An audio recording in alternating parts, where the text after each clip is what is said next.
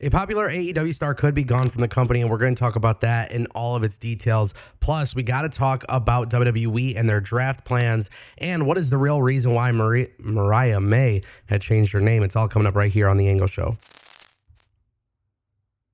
And if you guys want more videos like this, go ahead and click that subscribe button. Trust me, you never want to miss a video on this channel. Let's kick things off with Mariah May. Why is she now known as Blake Monroe? It's a very interesting name change, and the real reason for this is actually quite simple. Mariah May's name change in the WWE is kind of interesting for a variety of reasons. Typically, WWE has people, they come in, sometimes they get to keep their name, sometimes they don't.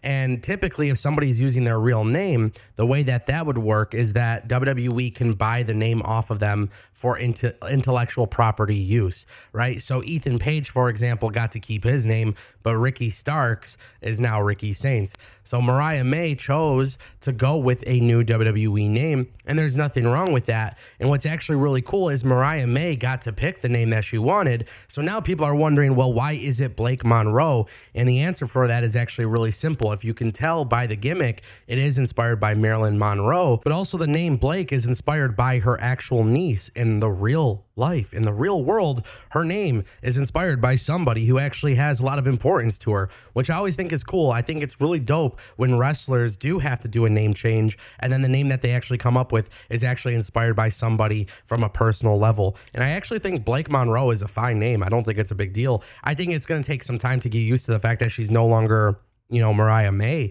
but I think people who have this outrage about name changes literally do this every time. We saw with, Kenta becoming Hideo Itami. We saw with El Generico becoming Sami Zayn, Kevin Steen becoming Kevin Owens, who, by the way, also had another name that was, inspired by the real world. And then, of course, we saw Prince Devitt become Finn Balor. Walter became Gunther. It happens. It's not that big of a deal. Very few talents actually get to keep their name. And to be honest with you guys, I don't really think the name matters. I think talent supersedes that all the time. So in my heart, in my genuine opinion here, I don't hate the name.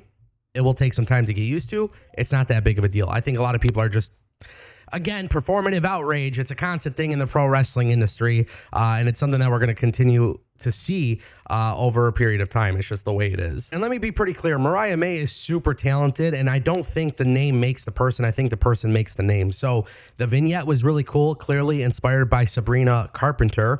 Obviously, a lot of people are going to draw up the comparisons to Toni Storm or to Tiffany Stratton, but that's just wrestling fans being silly. I think ultimately this is completely fine, and I'm super excited to see what our NXT run looks like. Today's video is brought to you by our good friends at DM Law. Have you been injured? Just turn to the personal skilled injury lawyers at DM Law for the advocacy that you actually need. Getting injured takes an immense toll on your physical and mental well-being, so it's important that you actually work with somebody who is compassionate while also being dedicated to getting the best results. DM Law is a leading injury law firm in Kansas City and Missouri, and they definitely know a thing about winning because DM Law has actually achieved big results for its clients, resulting in millions and millions and millions of dollars for wrongful death cases, brain injury cases, personal injury cases, motor vehicle injury cases. And the best part is you only pay if they win your case. If you've been injured in an accident, you may be entitled to significant compensation and should take action immediately. DM Law wants you to know that Mike's got this. Everyone knows that physical injury sucks, but there is literally nothing worse than when you have to deal with it alone. But thankfully at DM Law, you don't actually have to deal with it alone. They have a large support staff of investigators, case managers, medical records specialists, and so many other different experts who are able to help give you the relief that you need. They know how to get coverage for complicated cases. They're willing to take the cases that other law firms are scared of taking. Every injury deserves the right to recovery, and if you want to learn more, you can actually check out the link in the description or pinned comment to find out more about DM Law. All right, and that brings us to our next topic in today's video. Ladies and gentlemen, the WWE Draft 2025. What is the plan? Why aren't we hearing about it? What is going down with the WWE Draft? Of course, this is a very big question because the draft is typically when WWE resets the roster. That's when we see NXT call-ups, and we're all wondering what the hell is going on here. Well, we finally got a major update.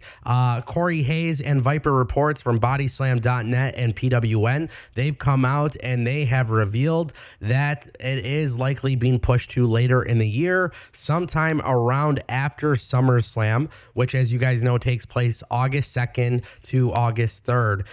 This is a 2-year SummerSlam. Now they've come out and revealed that it's more than likely going to be after SummerSlam. This way they could tie it in to WWE, the season premieres, which take place in September. So, of course, NXT, Raw on Netflix, USA Network, SmackDown, they'll run a season premiere week. It's going to be WWE kind of launching into the new season. And, of course, that requires some changes. This is cool, man. I'm excited that it's still going to happen. I think the draft is necessary. I'm always going to have my criticisms towards the WWE draft. I think it does need to be presented a little bit better. I feel like every year it does get a little bit better, but I still think there's room for growth when it comes to the actual WWE draft. But of course, as time goes on, we'll see what actually happens. Now, for once, I just really want to throw this out there.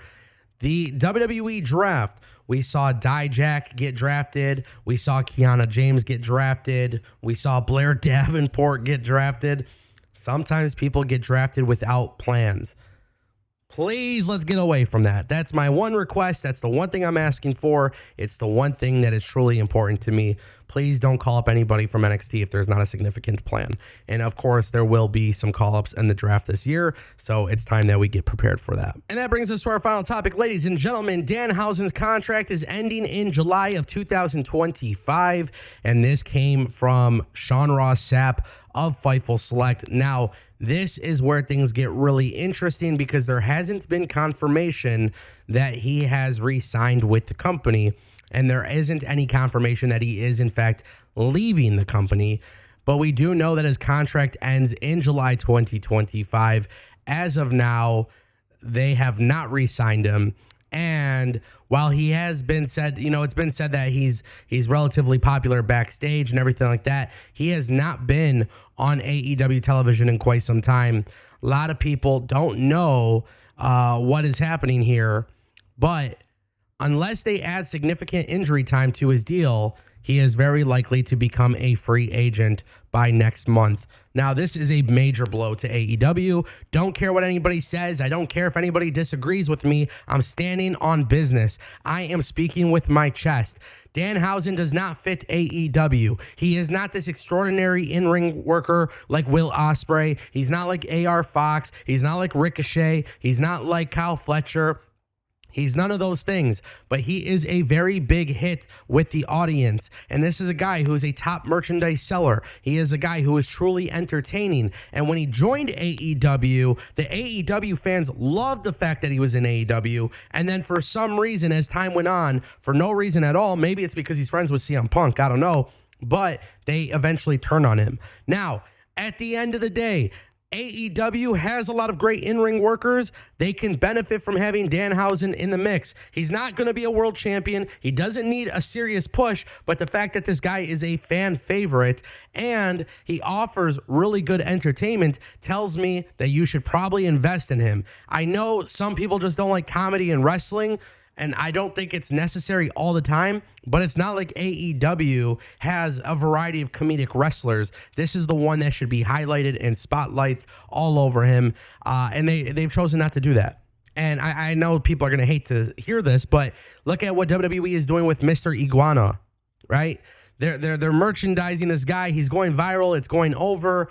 Look, WWE will probably bring in Danhausen. I mean, that's just what it is. Danhausen to NXT, Danhausen to the main roster. If WWE is truly done with comedy characters, then okay, maybe it's not going to work. But if they want a little bit of comedy here, this is where you get Danhausen. It's going to work. Ultimately, at the end of the day, I'm shocked that AEW has pretty much done nothing, but it is expected that he is leaving the company. Ladies and gentlemen, that is The Angle Show. If you want more videos like this, go ahead and click subscribe.